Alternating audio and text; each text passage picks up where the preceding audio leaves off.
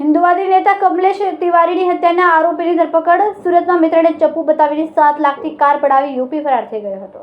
લોણાવાડાના કરોડાના cyber ફ્રોડમાં પણ સંડોવણી બહાર આવી. હિન્દુવાદી નેતા કમલેશ તિવારી હત્યાકાંડ કેસમાં લાંબો સમય જેલમાં વિતાવ્યા બાદ યુસુફ પઠાણ જામીન પર બહાર આવ્યો હતો, પરંતુ સુધરવાને બદલે તેણે ફરી એકવાર ગુનાખોરીની પ્રવૃત્તિ શરૂ કરી છે.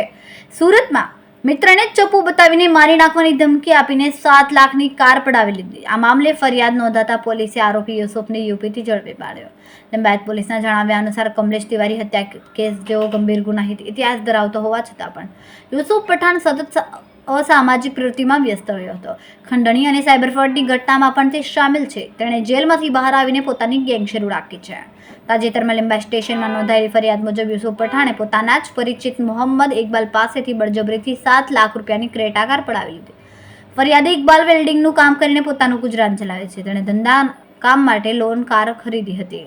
જૂન 2025માં યુસુફે ઇકબાલને ચપ્પુ બતાવીને જાનથી મારી નાખવાની ધમકી આપીને તેની કાર અને ત્યારબાદ તેની આરસી બુક પણ પડાવી લીધી. આશ્ચર્યની વાત એ છે કે કારના હપ્તા હજુ સુધી ફરિયાદી ભરી રહ્યો છે, ત્યારે કુખ્યાત યુસુફ તે કારમાં બિંદાસ ફરી રહ્યો છે. લિંબાયત પોલીસ સ્ટેશન વિસ્તારમાં મોહમ્મદ ઇકબાલ સિદ્દીકી જેઓ ફરિયાદી છે, પોતાની ફરિયાદ લઈને પોલીસ સ્ટેશનમાં આવ્યા હતા કે થોડા સમય અગાઉ જે આરોપી છે મોહમ્મદ યુસુફ ખાન ઇશરત ખાન પઠાણ, ઉંમર વર્ષ 30, જે મૂળ યુપીના રહેવાસી છે, કેટલા સમયથી યુપીમાં જે એક મર્ડર થયેલું હતું, કમલેશ તિવારી મર્ડર, એમાં પણ એનો રોલ હતો. સુરત ખાતેથી પોતે ત્યાં વેપન પ્રોવાઈડ કરેલું હતું, એવો એનો રોલ હતો. એ પછી સુરતમાં પણ ડીસીબીમાં ગુસ્સી ડોકની ફરિયાદ દાખલ થયેલી હતી, એમાં પણ એ આરોપીમાં હતો. જામીન ઉપર છોડ્યા પછી એણે આ જે ફરિયાદી છે મોહમ્મદ ઇકબાલ સિદ્દીકી પાસેથી બળજબરીથી અને ચપ્પુ બતાવી અને એની જે ક્રેટા ગાડી છે એ લઈ લીધેલી હતી. અને આ ગાડી મને ગમી ગયેલ છે અને હું તને હવે પરત નહીં કરું એમ કહીને બળજબરીથી કઢાવી લીધેલી હતી.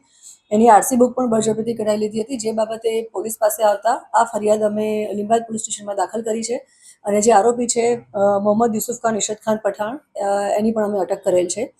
જ્યારે પ્રાઇમરી ઇન્વેસ્ટિગેશન્સ ચાલી રહ્યું હતું ત્યારે મોહમ્મદ યુસુફ ખાન ઇશરત ખાન પઠાણની સાથે બીજો એક આરોપી છે ઇરફાન ઉર્ફે મોનુ સિદ્દીકી.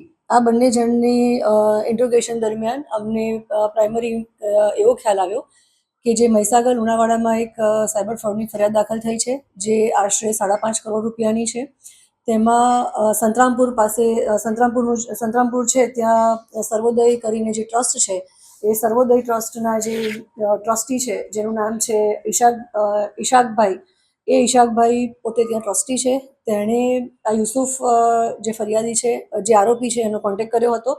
અને યુસુફ થકી બીજો એક આરોપી છે અમર, સન ઓફ નઈમ ગુલામ મોહિદ્દીન જરીવાલા, આ ત્રણેય જણાએ ભેગા મળી અને સાયબર ફ્રોડ 5.5 કરોડનું સંતરામપુર ખાતે કરેલ છે, મહીસાગર ખાતે.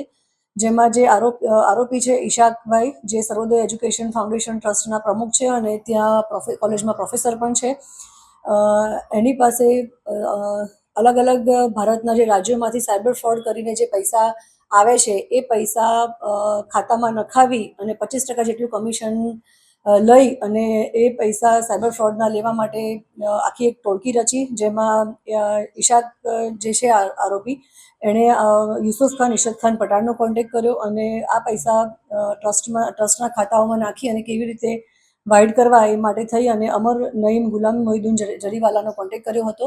ત્રણેય જણાએ ભેગા મળી અને અત્યારે પ્રાઇમરી ઇન્વેસ્ટિગેશન્સમાં 5.5 કરોડનું જે સાયબર ફ્રોડ મહીસાગર ખાતે લુણાવાડા ખાતે દાખલ થયેલો છે, એ ત્રણેય આરોપીઓ માંથી અમે જે મોહમ્મદ યુસુફ ખાન ઇશરત ખાન પઠાણ અને જે બીજા આરોપી છે એ બંનેની અટક કરી અને મહીસાગર અમે મોકલી આપેલા છે. અને જે એક્સટોર્શનની ફરિયાદ દાખલ થઈ છે અમારા ત્યાં લિંબાયત પોલીસ સ્ટેશનમાં, એમાં અમે જે મેઇન આરોપી છે આ મોહમ્મદ યુસુફ ઇશરત ખાન પઠાણ, એની પણ અમે અટકાયત કરેલ છે.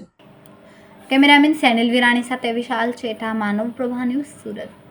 અમારા વિડીયોની નવી અપડેટ મેળવવા માટે સબસ્ક્રાઇબ કરો માનવ પ્રભા ન્યૂઝ ચેનલને. બેલ આઇકન ક્લિક કરો લેટેસ્ટ વિડીયો સૌથી પહેલા મેળવવા માટે.